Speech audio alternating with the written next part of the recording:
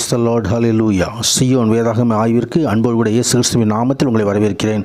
இன்றைய தினத்திலும் ஏசாயா தீர்க்கதரிசன புத்தகங்கள் அதிகாரங்கள் 49 முதல் 51 அதிகாரம் உள்ள வசனங்களை தியானிக்க சர்வவல்ல தேவன் தாமே நமக்கு கிருபை பாராட்டுவாராக. இந்த அதிகாரங்களிலே கர்த்தருடைய தாசனை குறித்த பல தீர்க்க தரிசனங்கள் அடங்கியிருக்கிறதை நாம் பார்க்க முடியும். இது இயேசு கிறிஸ்துவை குறிப்பிடுகிறது. ஊழியத்தை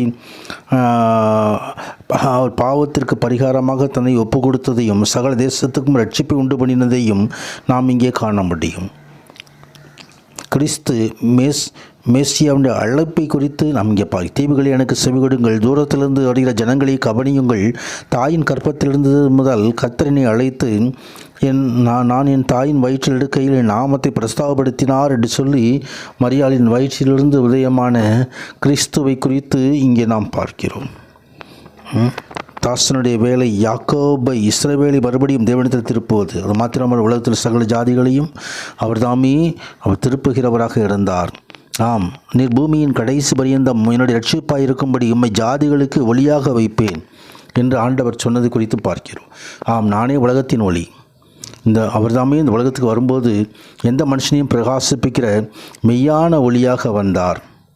ஆம், அவர்தாமே இருளில் இருக்கிற ஜனங்களுக்கு பெரிய வெளிச்சத்தை கொண்டு வருகிற, இருளின் ஆதிக்கங்களுக்கெல்லாம் முற்றுப்புள்ளி வைக்கிற ஒளியாக இந்த உலகத்திலே கடந்து வந்தார். அந்த ஒளியை நமது வாழ்க்கையிலும் பிரகாசிக்கும்படி நம்ம ஒப்புக் கொடுப்போம்.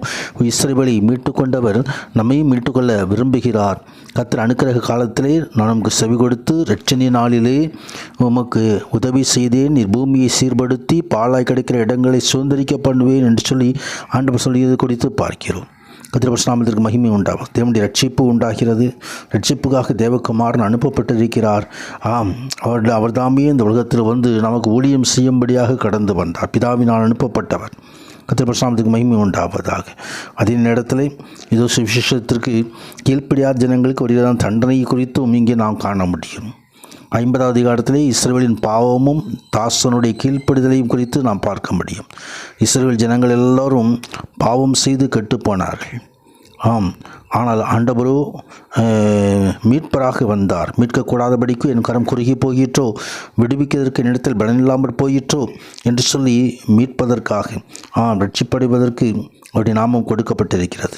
கர்த்தருடைய நாமத்துக்கு மகிமை உண்டாவதாக.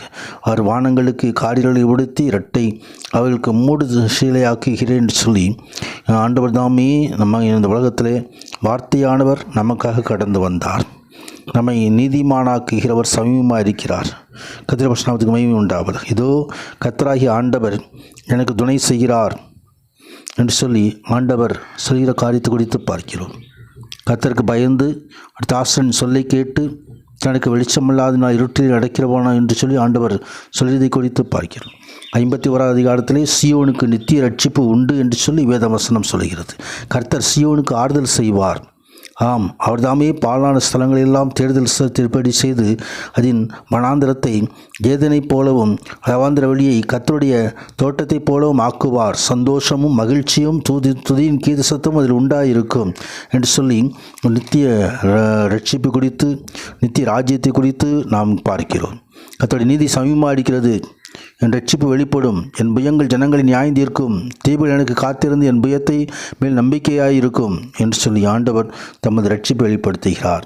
அதே நேரத்தில் இதோ கர்த்தருடைய வார்த்தையை ஏற்றுக்கொள்ளாதவர்களுக்கு கர்த்தருடைய கோபாக்கினை கடந்து வருகிறதையும் இந்த வசனங்கள் சுட்டி காட்டுகிறது. கர்த்தராகிய உன் ஆண்டவரும் ஜனத்துக்காக வழக்காடப் போகிறமாய் உன் தேவன் சொல்கிறது என்னவென்றால், இதோ தத்தளிப்பின் பாத்திரத்தை உன் கையிலிருந்து நீக்கி போடுகிறேன், இனி உக்கிரத்திற்கு பாத்திரத்தில் இல்லை, நீ குடிப்பதில்லை என்று சொல்லி ஆண்டவர் ஒரு ரட்சிப்பை குறித்து சொல்கிறதை குறித்து பார்க்கிறோம். ஆம், தேவகுமாரன் கொண்டு வந்த ரட்சிப்பை பெற்றுக்கொள்வோம். அவருடைய நீதி சமீபமாக இருக்கிறது. நீதி செய்கிறவராக வெளிப்பட போகிறார். எருசலேமே, தேவனுடைய கோபத்தினால் உண்டான சிறைப்பையும் பின்பு உண்டாகும் விடுதலையும் குறித்து வாக்குத்தத்தத்தை இந்த வசனங்களில் தீர்க்க தரிசனமாக ஏசாயா கூறுகிறார். தனது மக்களின் மேல் தேவனுடைய நியாய தீர்ப்பு முடிவடையும் என்பதையும் அப்படி கலக்கங்களெல்லாம் மாறிப்போகும் என்பதையும் தீர்க்க தரிசனமாக சொல்லுகிறதை குறித்து பார்க்கிறோம். எழும்பு எழும்பு கர்த்தரின் புயமே என்று சொல்லி தீர்க்க தரிசனங்கள் வருகிறதை குறித்து பார்க்கிறோம். ஆம், உன்ன தேவன் நம்மோடு இருந்து நம்மை நடத்துவார். நித்திய ஆசிரமங்கள் நம்மை நடப்புவார். கர்த்தர் மகிமையான ஆசிரமங்களை கட்டளையிடுவாராக. ஆமீன், ஆமீன்.